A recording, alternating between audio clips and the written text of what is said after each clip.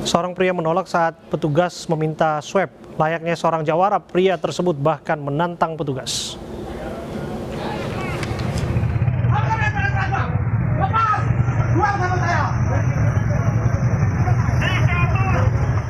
Inilah aksi seorang pria saat menolak tes swab di pos penyekatan pintu keluar Suramadu. Pengendara yang terjaring operasi penyekatan ini marah karena menolak di swab tes oleh petugas. Layaknya jawara, pria ini malah menantang petugas yang menyuruhnya tes swab.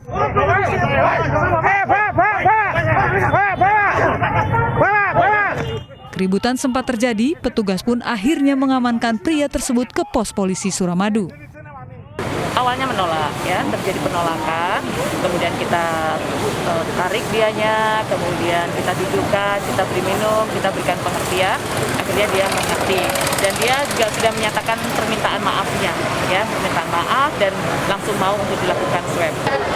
Tingginya angka COVID di Bangkalan membuat petugas terus melakukan pengetatan dan pemeriksaan jalur keluar masuk di jembatan Suramadu.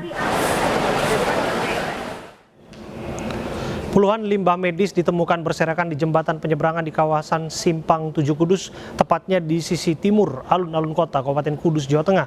Terlihat puluhan alat injeksi bekas tanpa jarum dan alat rapid test bekas juga berserakan di lantai jembatan.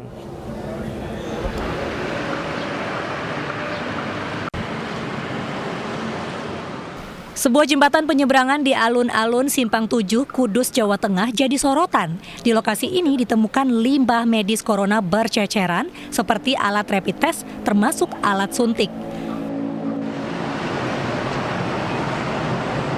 Ini barang berbahaya dan pembuangannya harus ditangani khusus. Pemerintah setempat sedang menyelidiki dari mana asal limbah medis ini dan bagaimana bisa berserakan di jembatan penyeberangan. Cross-check ulang itu asalnya dari mana dan sebagainya. Kami sudah memerintahkan kepada seluruh aparat nakes yang melaksanakan rapid antigen karena ini termasuk barang yang nakes yang berbahaya, nanti pemusnahannya juga secara khusus.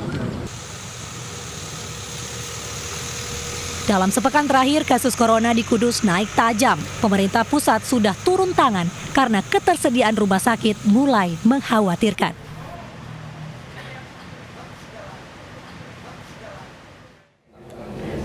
Di tengah tingginya angka kenaikan COVID, puluhan limbah medis ditemukan berserakan jembatan penyeberangan. Bagaimana situasinya saat ini? Sudah terhubung bersama kami rekan kami Nur Khoirudin di Kudus, Jawa Tengah. Selamat malam, Nur Khoirudin. Selamat malam, Abraham. Ya. Di tengah tingginya angka infeksi, hal yang tidak diharapkan terjadi adalah berserakannya limbah medis. Siapa yang paling bertanggung jawab? Hingga saat ini belum diketahui secara pasti berasal dari mana limbah medis tersebut. Yang pasti ketika ditemukan kemarin siang itu yang berserakan di tempat penyeberangan orang itu adalah injeksi atau alat suntik dan bekas rapid test antigen.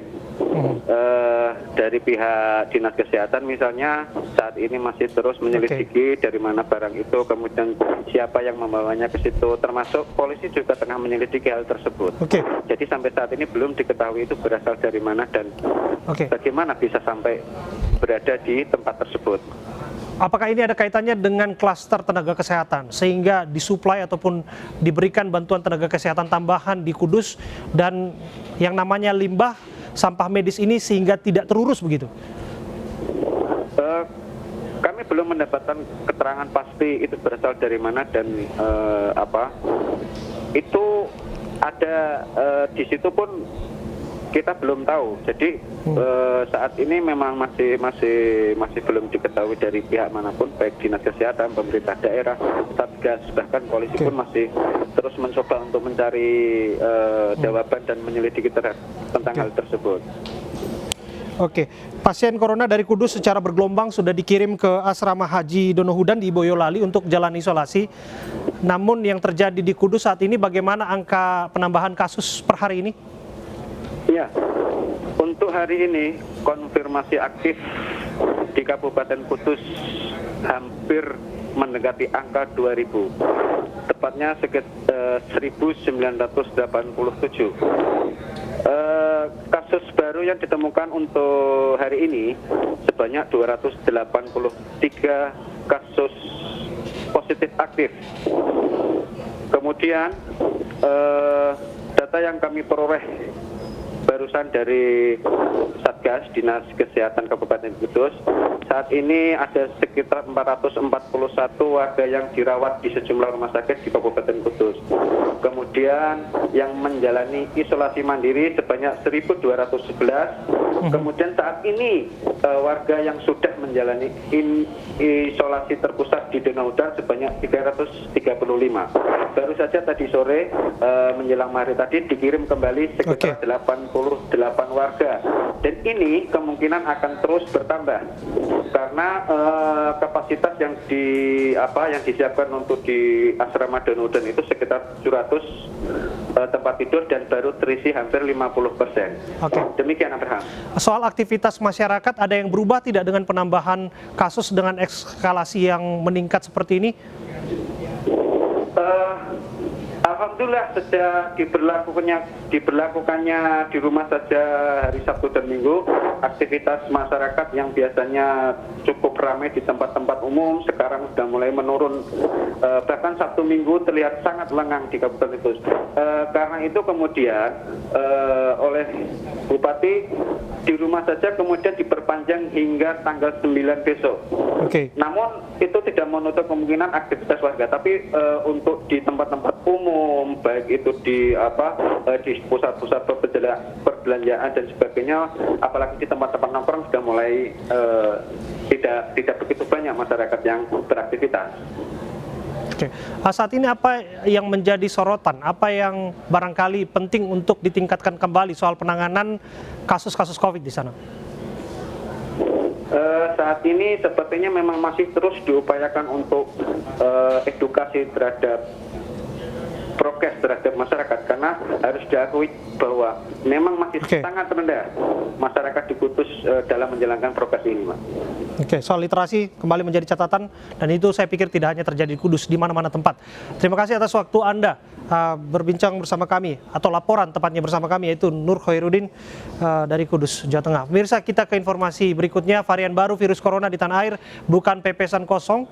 Kasus corona yang kembali meningkat tajam di tanah air dituding karena varian baru lebih cepat menyebar dan sangat fatal akibatnya.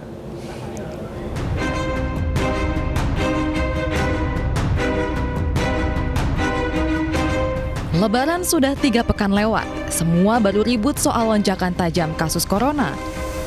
Madura di Jawa Timur dan Kudus di Jawa Tengah jadi bahan obrolan. Kedua wilayah ini dianggap tujuan pemudik.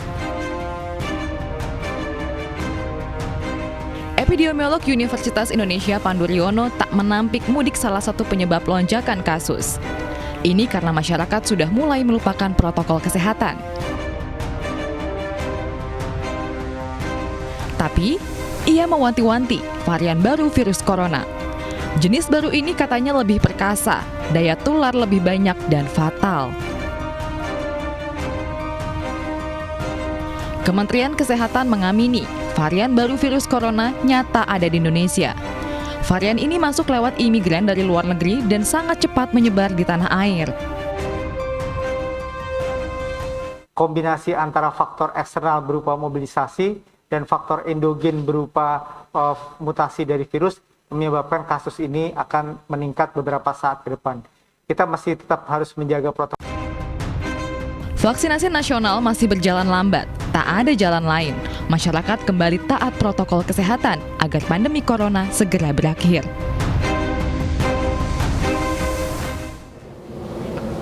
Kita akan membahas terkait kemunculan varian baru corona yang diduga lebih berbahaya. Sudah hadir bersama kami Guru Besar Fakultas Kedokteran UI, Chandra Yoga Aditama.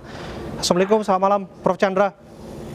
Waalaikumsalam, Bang Abraham. Sebelum spesifik kita berbicara soal varian baru ini, mutasi yang disebutkan terjadi di Bangkalan ataupun di Kudus, ini bukan soal prestasi ya. Kalau kita lihat di Inggris dan India itu ada mutasinya, tapi kita tidak berharap ini terjadi di sini. Tapi apakah kita bisa secara serta-merta menyimpulkan ledakan kasus yang terjadi diakibatkan oleh arus mudik dan juga kembalinya pekerja migran? Pada berbagai kejadian peningkatan kasus dimanapun juga di dunia, biasanya sebabnya tidak mungkin satu, gitu ya. Sebabnya Pasti ada beberapa sebab. Saya ambil contoh karena tadi Bang Abraham sebut India. Kebetulan saya lama bekerja di India sampai September tahun lalu. Setidaknya ada 5 sebab kenapa India naik dari 10.000 jadi 400.000. Mungkin ini sedikit banyak kita bisa jadikan patokan, bukan patokan lah, gambaran untuk kita. Nomor 1, di India jelas terjadi penurunan kesadaran untuk melakukan 3M. Mereka menyebutnya sebagai 3W. Watch the distance, wear a mask, wash your hand. Itu turun, maksudnya kepatuhannya. Nomor 2, ada pengumpulan, dan ini juga mungkin terjadi di Indonesia tentu saja. Yang kedua, ada pengumpulan massa yang besar gitu ya di India beberapa bulan sebelum kenaikan itu. Misalnya saja ada banyak upacara perkawinan karena biasanya orang India memang menikah pada bulan Desember Januari sehingga Maret itu naik. Juga ada beberapa pilkada dilakukan, juga ada upacara keagamaan. Nah, buat kita ini mungkin kalau sedikit banyak bisa dihubungkan dengan ramainya orang pada waktu libur lebaran gitu. Yang ketiga, vaksinasinya relatif masih rendah. Dia sudah memvaksinasi 120 juta orang pada bulan Februari, tapi kan penduduknya 1,2 miliar, jadi masih rendah. Ini juga sedikit banyak di kita kan juga relatif vaksinasi kita belum bagus-bagus banget, masih rendah juga. Dan yang keempat, jumlah tesnya turun. Nah, ini yang kita nggak punya datanya. Jangan-jangan jumlah tes kita turun, karena itu kita tidak bisa mendeteksi kasus yang ada, sehingga kasus itu sempat menyebar kemana-mana. Jangan-jangan bahwa testing dan tracing kita tidak berjalan sebagaimana mestinya, sebagaimana yang diharapkan. Betul. Jadi 5-5-nya, dan kelima tadi adalah memang ada varian baru. Jadi 5 faktor ini yang ada di India, dan saya kira sebagian dari 5 ini juga ada di Indonesia, hubungan dengan kejadian yang ada di Kudus atau di Bangkalan, dan kita tidak harapkan juga nanti di tempat-tempat lain. Karena hampir-hampir sama sebenarnya polanya. Soal possibility bahwa varian baru sudah mungkin bermutasi, tidak hanya didapatkan dari luar negeri, tapi sudah terjadi mutasi di Bangkalan atau di Kudus. Bagaimana kita mengonfirmasi kebenaran ini? Begini, kalau soal varian, kita mesti balik dulu ke cerita varian secara umum ya, mutasi secara umum. Pada dasarnya virus itu akan bermutasi memang. Jadi kalau bahwa virus itu bermutasi itu adalah bagian dari kehidupan virus itu. Virus akan bermutasi, itu nomor 1. Nah, nomor 2, sebagian besar artinya WHO sudah mengklasifikasi virus-virus mana yang mereka sebut sebagai variant of concern atau VOC. Dan sekarang ini ada 4 yang kita sebut sebagai alpha, beta, gamma, dan delta. Alpha itu yang tadinya dari Inggris, beta itu yang Afrika Selatan, gamma itu yang dari Brasil, dan delta ini yang dari India yang sudah ada di Indonesia juga.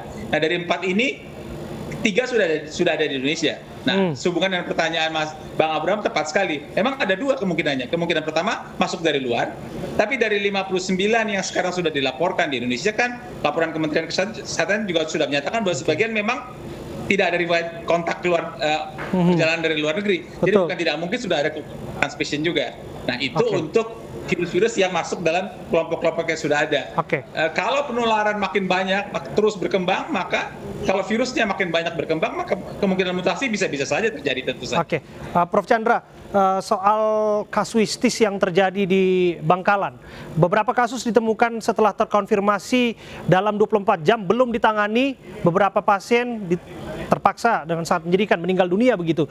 Apakah ini ada kaitannya dengan varian baru yang dimaksud? Oke, jadi kalau varian baru memang orang selalu melihatnya terhadap minimal 4, ada yang bilang 5 faktor dampaknya. Nomor 1, apakah varian baru mempengaruhi efektivitas tes PCR atau rapid antigen.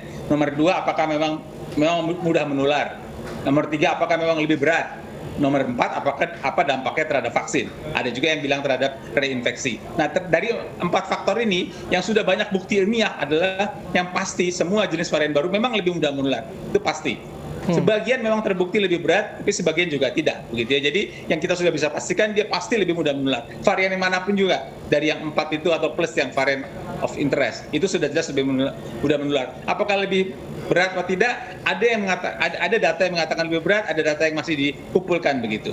Nah, hubungan dengan kejadian yang di Bangkalan atau dimanapun yang mengatakan dalam 24 jam meninggal, itu juga pernah ada informasi seperti itu dari tempat lain. Saya kira datanya mesti dikumpulkan secara ilmiah dulu. Pasti teman-teman di sana, dinas kesehatan, rumah sakit punya gambaran yang secara ilmiah, dan kemudian dikaji betul-betul apakah memang betul dalam 24 jam, apakah sebelumnya tidak berat di rumah. Datanya dianalisa dulu secara ilmiah, dan baru kemudian kita bisa ambil kesimpulan apakah memang lebih menular apa enggak. Tapi yang lebih mudah tentu saja, dan saya yakin sudah dilakukan adalah mengecek apakah kasus-kasus yang ada di Madura, di Bangkalan maksud saya, dan juga di Kudus itu kena varian baru atau tidak. Dan saya kira pemeriksaan whole genome sequencing sudah dilakukan. Prof. Chandra. Tunggu saja hasilnya nanti. Ya. Terakhir Prof. Chandra, kalau penanganan yang kita lihat di Suramadu kan dilakukan penyekatan antara Surabaya dan Madura. Kemudian kalau kita lihat di Kudus ini sudah semakin meluas sampai 8 zona merah disebutkan. Apakah mekanisme mitigasi sudah berjalan sebagaimana mestinya? Yang jelas upaya mitigasi itu kalau kita mau pakai istilah WHO, public health and social measure, itu yang jelas kontak antar manusia itu harus diminimalkan gitu ya. Jadi penggunaan masker itu satu sisi. Kalau yang paling ekstrim tentu saja lockdown. Yang tadi melakukan pemeriksaan di Suramadu itu kan dalam rangka mencegah supaya penularan tidak terjadi. Jadi segala upaya untuk mencegah kontak penularan antar masyarakat harus dilakukan secara maksimal. Ingat itu satu faktor. Jangan lupa 3T, tes juga harus dilakukan secara maksimal, vaksinasi juga harus dilakukan secara maksimal. Jadi 3M sampai ke kalau mungkin lockdown barangkali dalam hal ini tidak usah, 3M sampai maksimal, 3T dan vaksinasi maksimal, tiga-tiganya dilakukan. Oke, baik. Prof. Chandra Yoga Aditama, Guru Besar Universitas Indonesia, terima kasih atas waktu Anda berbincang bersama kami di iNewsroom. Kami kembali untuk Anda pemirsa dengan informasi aksi pelecehan seksual dengan modus memegang payudara kembali terjadi. Kami kembali untuk Anda saat lagi.